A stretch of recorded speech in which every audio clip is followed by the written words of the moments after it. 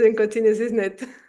I know it's like it doesn't ever stop. Like I don't have children myself, but once someone has children, it's like they're always a parent, Yeah. right? It doesn't ever stop. 24/7. Yeah, it's Yeah, yeah. 24/7. No holidays, no sick days. It's like you're always a parent. You go on holidays with your kid, you're still parenting. You're just doing it in a place where you have less resources and you don't have the things your kid is used to, and your kid is out of their routine. So actually, it just makes everything much harder, isn't it? Yeah, I wonder if it's like, sometimes like when you have like a job and like they say parenting is like one of the most important jobs in the world, right? And sometimes I look back and I think about it as like, do you get like benefits? Do you get vacation? Do you get a pay increase? Do you get sick days? You don't get any of that, right? And on top of that, it's like in a normal job, if you do a good job, right, or if you're trying at least, you usually get at least a pat in the back. But sometimes you can even get a promotion, right? But in parenting, especially for moms, it's like you're just doing your job. No matter how good you do, people are just like, that's what you're supposed to do. Like you're not doing more than you should be doing. If you do something wrong, then you're an awful parent. That's why your kid is so bad. That's why the world is going to end, whatever. But if you do things good, no one pats you in the back. That's why I always talk about why it's so important to have this self-compassion, because we have to be the ones to pat ourselves in the back, because no one else, unfortunately, is going to do that. Yeah, yeah. And the promotion is becoming a grandparent, right? That's the promotion, more responsibility. I have no idea. I haven't been, but I've heard that it's awesome being a grandparent because you have just the good parts without the bad parts. That's what I've heard. Yeah, because you actually get to send the child away after you're done Yeah. with them, right? Yeah, yeah, You don't have yeah. to discipline them or anything, you know. You can just give them all the candy and then the parent has to deal with all the sugar high. I know. Imagine that. Imagine like if you had the choice where you're gonna say, okay, you know what, I'm done being a parent today. You take them for today, right? But I do that, you know. I think it's really important we do that as parents, because that's why there are two, for the people who are lucky enough to have a co-parent that is actually participating. So I am lucky to have my husband who is a parent, because many women unfortunately are married to men that are just another child, right? But if you are lucky to have another person who shares the responsibilities of parenting as it should be, then it's really important that both of you take time off. For instance, every month we take one day off. So my husband has a day off. He does whatever he wants, and I take a day off where I go to the thermal baths and do nothing. And every day we take at least 1 hour a day each. So he has my son, I have 1 hour, and the other way around. And we try to find these moments, like every month we really put in the calendar. Like tomorrow, for instance, is our family day. So every month we have a family day where for a whole day we do something that the three of us enjoy, and it's important that it's something that the three of us enjoy. So that's really like fun for everyone. And also like once a month, which might not seem a lot, but when you're a parent of a little child, once a month we have a romantic date. So we try and have like these things that we really put in the calendar, even if we don't feel like. For instance, we had our romantic date last Friday and we didn't really feel like it. We were both very tired, but we were just like, let's just order some Indian food, watch some House, House, the TV series. It's an easy thing to watch because it's one episode after the other. And it just reminds you of how it is life before you have kids. I mean, you don't have kids, so it might seem like that's not a very interesting romantic date. But when you have kids, that's like reminding you of how life was. I love Indian food. So if that could be a date night for me, I will take that every day of the week and twice on Sunday. I love it. And what you mentioned something that was actually funny that I want to touch on, that I've heard parents who like they're married and they feel, to your point, right? They feel like they're raising like another child, and it's always funny for me to hear that, because I always ask myself, did you just find this out when you married him or when you Yeah. married her, right? Like, isn't that kind of weird? Because it's not like I met Christina today, Sunday we're married, Monday we have a kid. There's a process to all this, right? So I wonder, what are your thoughts? Like, how do they get caught up in a situation like that? I think that the problem is that women are just hopeless romantics who really think that they can change men. But one thing that I learned over the years after having a lot of crappy relationships, and I had my share, my huge share. Actually, my husband is one of my first healthy relationships. So what I learned is that it's not, you cannot change another person, because if you want to change another person, then you're not really in love with that person. You're in love with the idea that you have of that person. So if that's just by itself a wrong premise. So if you're with someone in that idea of like, oh, it's like this, but I can change him, then, and it will only get worse when you have kids, because it's so, I don't understand that concept where people say, oh, they had a kid to save their marriage. I really don't understand because it's quite the opposite. It does bring you together because you have to fight so many things together, right? But it only brings you together if you are able to fight those things together, because it just brings constant, especially in the beginning, that first year, because everything is new, right? You have all those routines. And before, when you're pregnant, it's like, don't worry, we will share and we will both change diapers. But then, in the middle of the night, your child wants to breastfeed every 2 hours. And your husband, unfortunately, is not able to breastfeed. So this means that it, instead of being, we will change each one diaper, it has to be more like, I am breastfeeding, you're changing diapers, for instance. And this is all conversations that people need to have while they are sleep deprived, while they are stressed out, while there's a kid screaming, because the kid doesn't be like, is not going to be like, okay, I'm going to sleep now for 3 hours so you can, guys can, have a conversation and decide things. No, you're doing this while the kid is screaming. And you have to keep your cool. This is really challenging. It's very, very challenging, that first year, especially. And then, of course, for me, the worst part of parenting is other people. So that part is also really, really challenging, because there's a whole new dynamic with family and everything, because things that before were like, okay, I don't mind doing that. It's not something I want to do, but I don't mind. When you have a kid, then your kid is your priority number one, and you need to impose those boundaries. And it's really, really hard. And if you don't have a supporting partner right from the beginning, that can make it even harder, because you are already sleep deprived, stressed out, worried, feeling alone, because it is, being a parent is very lonely sometimes. And then on top of that, having that stress, because just alone the stress when you're fighting with your partner is already enough to put you in a dark cloud, right? But on top of all the rest, I can't even imagine how hard that must be. Yeah, like what you mentioned remind me of two situations. One, it reminded me of a soap opera I used to watch, Days of Our Lives, way back in the day. And it reminded me of like Sammy and Austin, where she like, which was trying to trap him with a kid, and she would like poke holes in the condom, right? So when you mention like how people try to make the relationship better by having a kid, that's what I came across, because it doesn't necessarily make it better. It just forces some people to stay. And I guess maybe if I'm like, okay, let me trap Christina, make her stay, eventually Christina's gonna be like, you know what? He's not that bad. I just stay don't with think me. so. I think it just makes things worse, because, to be honest, I really honestly believe it's better to be alone than to be with someone who's putting a dark cloud over you.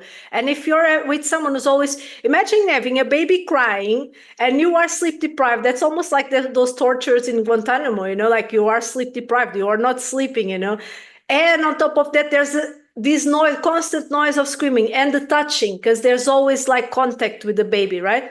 So you feel overtouched, you feel overstimulated, you're about to explode. And then imagine, instead of having someone who says, don't worry, try and sleep a little, I will take care of the baby now, I will take care of the colics. Instead, you have someone be like, what are you complaining about? Imagine how much worse it must feel. I cannot even imagine. So I really don't understand. And I think before you even marry someone, it has to be someone you actually enjoy living with. I think that the first step is always to go on holidays with someone. You immediately find out, is this a person I enjoy being with or not? Then you live with them at least a 100% little. agree. Yeah. I 100% agree. And I would agree with you. Like, I don't see how people can use children to try to keep that person there and force them. Because, like, you have parents, I have parents. Imagine we found out that the only reason we're born was to trap someone. Mm. I would feel bad. And worse, the children really notice that, because even when parents try not to fight in front of their kids, because there's always those people who are like, but we don't fight in front of our kids. The kids are very perceptive. They really understand, even if you are not actually screaming at your spouse, but just the fact that you are there being really, with this antagony, the kids notice that, and the worst thing about, especially with little kids, but even with older kids and even with adults, very often they believe that they are the reason why their parents split up. So I think it's really important to think like, is it better that we are together in this environment or that we are separated? Because if we want to stay together, then we really have to find a way to really be together, to be on the same track, because you need to be on the same track when it comes to parenting, at least. Right? You can Why have do you, disagreements, but you need to find ways to make it work, because it cannot be mommy said this and that daddy said that. why do you think so many parents struggle with understanding that one, both of them are needed, and two, they both have to be in unison when it comes to raising this child? Yeah, so I think that it's like we are all different people, right? And even, for instance, I'm very lucky that I found someone that is very in tune with me. We are very similar when it comes to parenting. We have the same values, so it makes it easier. But even then, we still fight sometimes. Not anymore, but when my son was born, for instance, that first year, for instance, the first time that I really was like, okay, this is the thing with the diapers, right? It cannot be one changes the diaper, one changes the diaper. We need to find a new normal, because it's really, I don't think I can even explain it so well, but it's, imagine you go from a life where you can watch TV, you can, and from one day to the other, right? Exactly. It's the day the kid is born. You come home from the hospital, your life changes like 180 degrees. It's completely different. And all those, and it's not really something you can prepare yourself for, because until you experience it, you don't know really what is the new normal, because it also depends on the child you are going to have. It depends on yourself, your personality, because you are going to be pushed to your limits and doing things you never thought you could do before. So this is not really something you can prepare yourself for.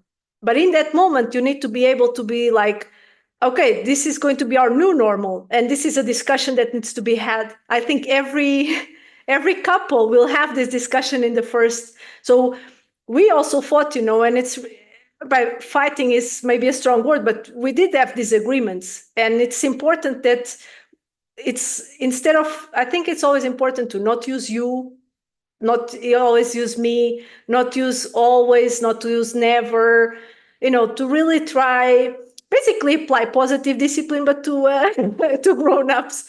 It's basically the same thing, right? So it's like, you need to be like, this is making me feel like this, and I need this. Now you explain what you want or what you need, and then we try and find a compromise that fits both of us.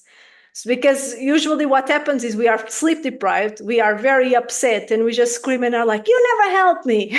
And then the other person is like, what do you mean? I just helped you like 5 minutes ago. You don't appreciate me. And then from then on, Yeah, the power of communication is so lost when it comes to relationships, and it's so lost when it comes to handling children, because I think sometimes we forget we're all in this together, right? Like, we want to raise this child to the best of our ability. We want to maintain our relationship, marriage, whatever it is, to the best of our abilities. But some people, they literally draw the line in the sand in front of them, on both sides and behind them, and they just stand there and say, you know what, Christina, no, it's going to be my way.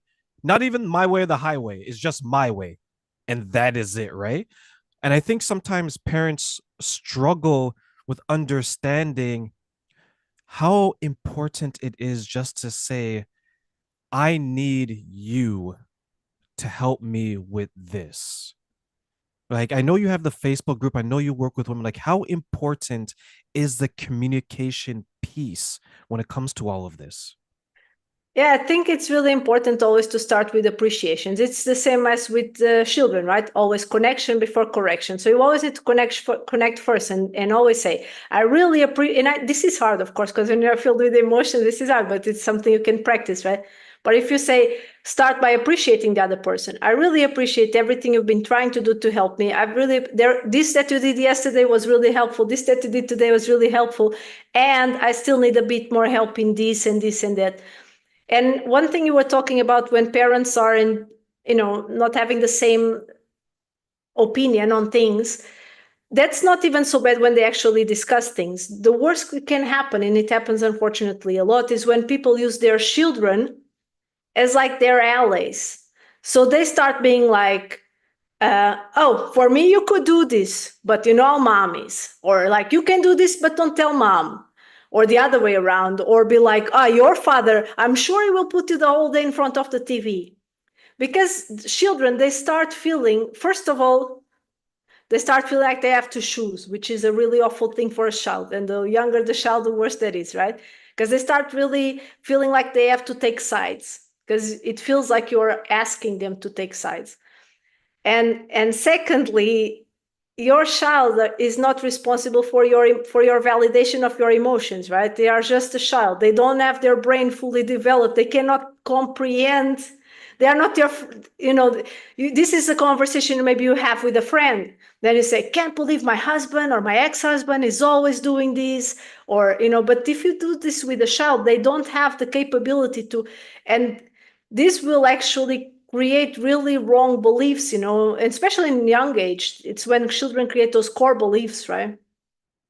And we don't want this, right? Because then you will have a child that I give you the example of my cousin. My cousin, she had my grandmother. She didn't like the stepmother of my cousin.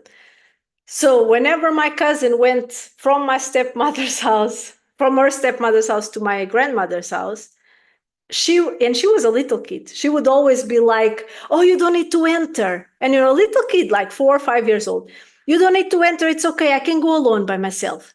Or like when my grandmother would start saying bad things about about her stepmother, she would be like, oh, please don't say that in front of her. So they start feeling like they have to be the peacemakers. And they are too young for that. They don't have the capabilities for that. They feel like it's their responsibility. When you fight, they feel that it was because they failed in keeping the peace. And this is such a huge weight to have on a small child's shoulders. So it's really important we don't do that. So when you're working with the women, and I think from my understanding, you also have these conversations in your Facebook group as well, right? Like, what kind of guidance are you giving? Well, let me take that back. What commonalities are you seeing that the mothers are struggling with when it comes to that? Well, I think the thing that women face the most is guilt. That's the biggest thing. So for instance, yeah, especially women that are, just post divorce or some, or, that are single moms, they very often feel the guilt. They feel like they failed their children by getting a divorce, that their children now have to go to two houses, whereas their friends only have one house. Their children ask, why isn't that here? And they feel personally guilty for not providing to their children what they believe is the ideal childhood. But this is fake for so many reasons. First of all, there is no such thing as ideal childhood. Families exist in all constellations, right? And it's really also, this is a great opportunity. I strongly believe, and this is harder said than done, but every challenge is an opportunity. Is an opportunity to teach our children in every way. So this is an opportunity really to explain to our children. Families come in all constellations. Some children have two moms. Some children have two dads. Some children live with their grandparents. Some children only live with their mom. Some children only live with their dad. We are all different families, the same way that there are big dogs and small dogs, and some dogs that bark a lot and different colors. So this is, you have to take every little thing, because and I keep going always to this topic, but when we are feeling swallowed in guilt, we lack the opportunity to grow and to help our children, because we just get, frozen in that guilt. We go to bed feeling like crap, and we are just frozen in that guilt. We cannot do anything anymore, because we are just like, oh my God, oh my God, oh my God. And instead, we have to always see it as a growth opportunity, that growth mindset. Okay, what